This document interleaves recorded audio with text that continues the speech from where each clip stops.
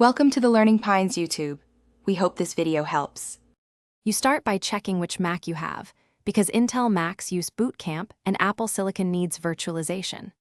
Once done, back up with Time Machine and free at least 64 GB for Windows. Make sure you download a matching Windows ISO and keep the license key handy. This avoids activation delays.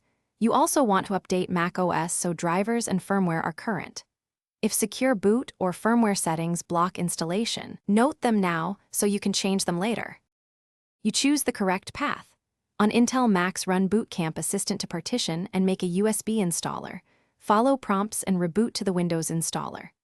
On Apple Silicon, install Parallels or UTM, create a VM, attach the ISO, and allocate 4+ GB RAM and adequate disk.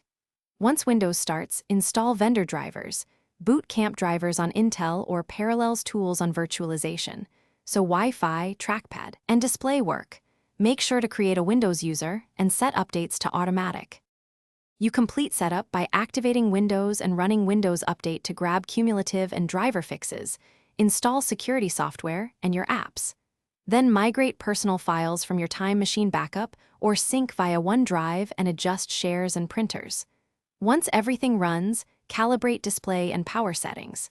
If something goes wrong, no boot, missing input or Wi-Fi, reset NVRAM/PRAM on Intel Macs or check virtualization settings on Apple.